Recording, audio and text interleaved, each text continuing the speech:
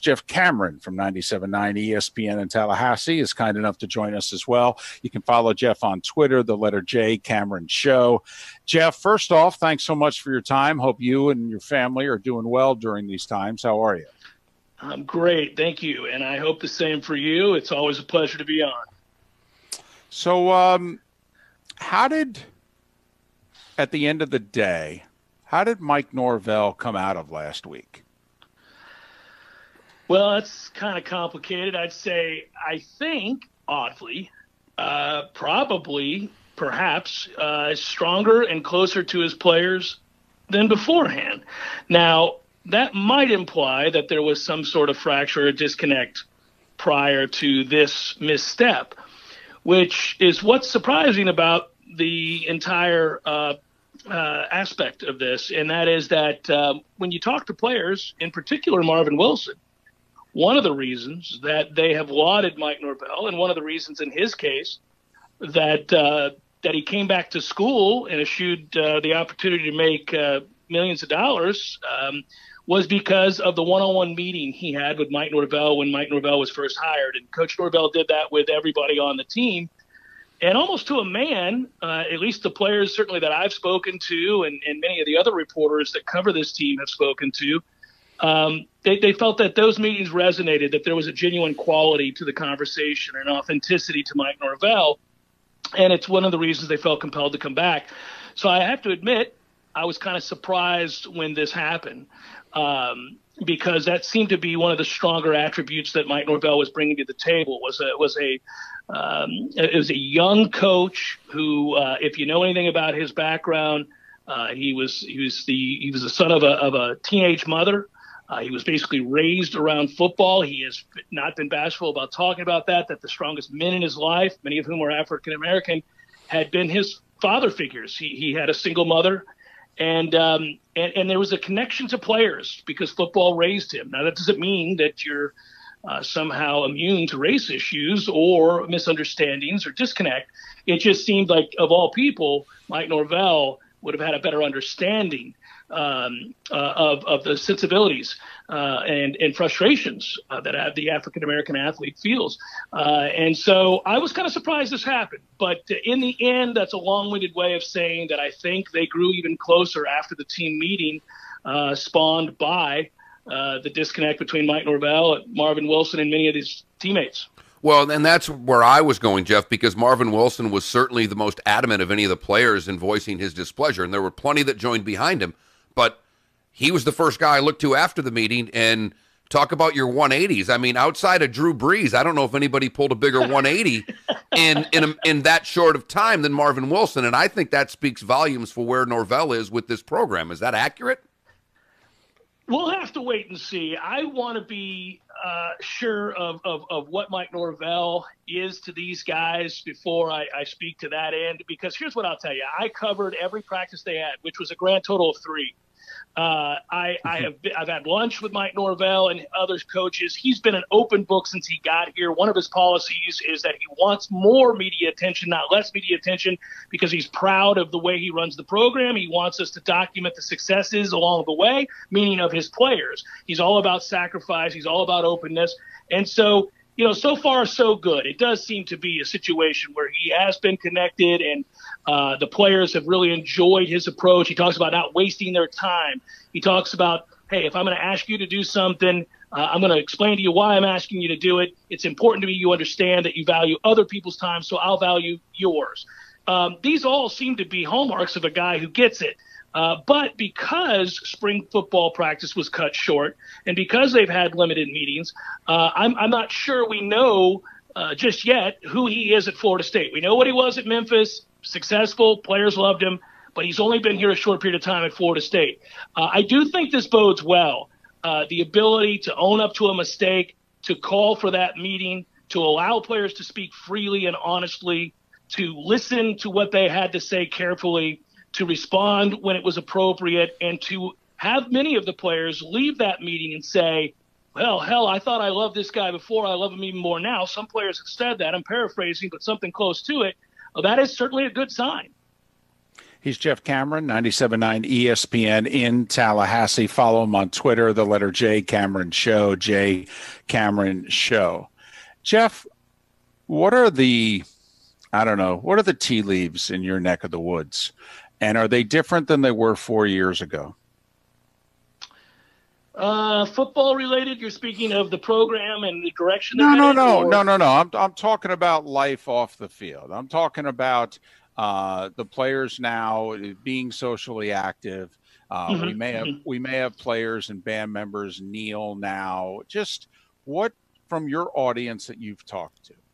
All right. We just spent the last half hour asking people, so what do we think is going to happen going forward? Besides the fact that people are going to kneel, the likes of which we haven't seen before. What is the reaction going to be from the sports fan, particularly in the college community? I'm curious as to, have you been able to just get a little bit of sense of the pulse as to Noles fan and just how it is they may react to some of what's going to go on in 2020 versus how they might have reacted to it if it had gone on in 2016?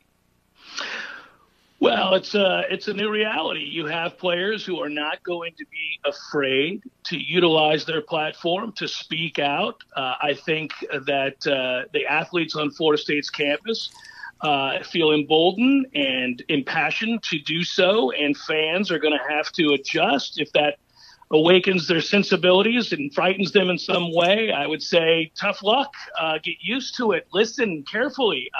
I've had these conversations. You get the fringe audience with the pushback that tells you they're football players, they should shut up and go play football, and I scoff at those people, and we move on. I think the vast majority of thoughtful, well-reasoned, balanced, fair-minded folk tend to want to learn in this moment. They sense there's something greater happening. They may not agree with everything that is done in 2020, but I think it would be imperative of them to listen to it and to ask questions and to learn why that is happening if they don't know already. I think some of that would be disingenuous on the part of the fan who understands that by and large, we've watched athletic departments, coaches, and universities make millions and millions of dollars off of the black athlete. And very rarely have we allowed for those athletes to speak their mind and talk about the conditions they play under and what they believe to be true. Now, again, you don't have to agree with it. You might find them to be, offline. That's fine. But I think you at least have to listen. And I think fans are going to be confronted with that reality come the fall. I wonder, it's a complex thing because not only are you adjusting to the new norm where more voices can be heard and greater discussions can be had, but you're also dealing with a pandemic. So I am curious. There is this obvious desire to see football return and the fear that it won't and the economic impact of that. And obviously the sports fans out there know that without football, their lives are forever altered in addition to the athletic departments to which I refer. So I would say this, the eagerness for football to return might allow many to stomach something they wouldn't otherwise because they want to see the games played. And that means the student athlete probably has more power than they've ever had, again, since they're free labor. I would think that now would be the time for them to speak up because they have leverage. On that note, one of the parts of Saturdays is the crowd.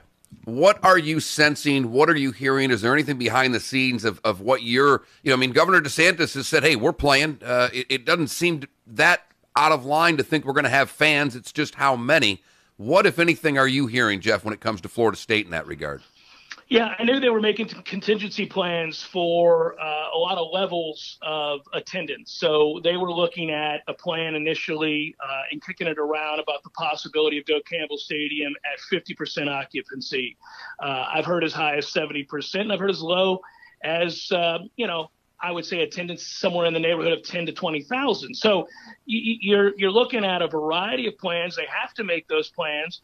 They don't know what tomorrow is going to bring. We don't know if there's going to be, a spike that is unforeseen right now in cases, given that people are socially active and there is civil unrest.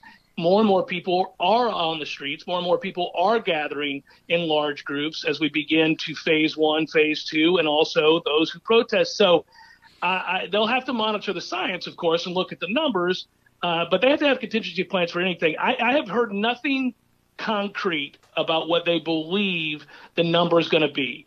I have a hard time believing, depending on how many students come back to campus, what the enrollment, what the percentage of students on campus is. I think it will, one thing's for sure, students will be able to attend football games if they're back on campus. They'll be the first people that are able to attend games. And then from there, if you're really worried about social distancing, then it matters about your stadium occupancy, maximum capacity, and you got to go from there and judge that number. I don't know what that looks like right now. I get a sense just from talking to people around the campus, around the university and the athletic department, that they believe they're looking at the neighborhood of 25 to 40,000 people for games. What kind of a team are those 25 to 40,000 going to see this year? I mean, are they going to be decent? Can Florida State be decent? And to me, decent's like an 8-4 team. Can they be decent this year? Yeah, because I think, and they can be, we'll see if they are. I think your 50-50 games are eminently more winnable because there seems to be a cogent plan in place, and he's going to put guys in position to succeed. Now, they lack some real quality in certain areas, and they lack depth in other areas. So that can put a monkey wrench in the best laid plans. If you can't block, you can't win. We've seen that for several years now here at Florida State. But if you attempt to put together a game plan that factors in the fact that you don't have a lot of time to sit back there and throw the football, then maybe you have a chance to mitigate some of those problems. I will say this, guys, defensively, I think they're going to be straight up good. I'll say that. I think they're going to be good. I think they have the ability up front to stop the run. They have a depth of talent and size. If they can get a pass rush, and it's a big if, but I think a healthy Amari Gaynor will help them do that. I think some of the scheme adjustments will help them do that. They're good on the back end. I know they're going to be better coached on the back end. I actually feel like that's a group that could be downright good if you're going to look at rankings, defensive rankings within the ACC, and maybe even defensive rankings nationally. I think they could be certainly a top 35 defense. And when you consider where they've been a sieve. Much like their offensive line on the other side, I would say that gives you a shot to win the 50-50 games. You're going to lose to Clemson. You're not close to beating Clemson. You're going to lose to Florida at this point. But a lot of the rest of the games are sort of toss-up games. And, of course, we don't know if they're going to play the West Virginia game in Atlanta or not. That would seem unlikely. Who knows, though? I'm not one to rule it out just yet. I don't know if they're going to travel to Boise. Of course, that's on the schedule at a conference as well. But a lot of those games fall under the umbrella of toss-up games. And I think if you're well coached, certainly the track record of Mike Norvell the last 3 years at Memphis is that team was extremely well coached. I think they have a shot to win games. I do think they I would think likely have to go a little bit young. That could hurt you in some contests because I wouldn't start James Blackman personally. We'll see if they choose to do that. I think they may go with one of the younger guys, including either Rodemaker or Chubba Purdy. And I know we can't put too much emphasis on that first game, especially if we don't know when the hell, if it's even going to be played. Yeah. But we were talking Florida State last week when this was going on, and I just kind of glanced at that schedule. And, Jeff, am I making too much of it that, if David's right, to get to that 8-4 mark, that West Virginia game, I don't know if it's everything, but it's pretty darn close. It sets such a bar for where this team could go. And it just seems so important to get things started on the right foot for Florida State right now. Yeah, it's funny. I did the same thing. When the schedule came out and I was looking at all those toss-up games, as I called them, I thought, man, you get one right off the bat. Wouldn't that be a resounding message to go out and win a football game? That's not a great West Virginia team. Yeah, I'm not trying to disrespect West Virginia, but that team wasn't any good a year ago, and neither was Florida State. So both teams come into it with major questions. And, I wonder, certainly the impact of not having spring it's potentially devastating because you're talking about a first-year staff at a place where they have to we're starting from scratch at Florida State. They're looking at the idea of install in a hurry now, and they didn't get the kind of competition in spring that they would have liked. They had one padded practice. So I wonder how far that sets them back. But I do know this. In talking with Mike Norvell, he scoffs at the idea that they can't win right away. And I get it. He's a coach. He's got to say publicly he thinks they can win. You're still trying to recruit kids and you're trying to win over boosters and alumni. I understand all of that. But I would say He has said that to me privately, off the record and on the record. I don't think I'm speaking out of school when I say that. He thinks there's enough talent there that if put in the right positions, they could win some games that perhaps would surprise people. I don't think he's talking about beating the big juggernauts on the schedule, but I do think he's talking about beating the teams that are kind of middling at the very least or at the most in this conference. And there's a whole hell of a lot of teams middling in the ACC that Florida State plays. Yes, there are. Jeff, thanks for agreeing to do this, particularly at this hour in your neck of the woods. All the best going forward, and hopefully we can talk again when we know when we're going to be playing games. Well, it's my pleasure. I always enjoy coming on, fellas. Be well, stay safe, and take care. Jeff Cameron, 97.9 ESPN in Tallahassee. You can follow Jeff on Twitter, the letter J, Cameron Show, J Cameron Show. Jeff Cameron, kind enough to join us here on Miller and Moulton.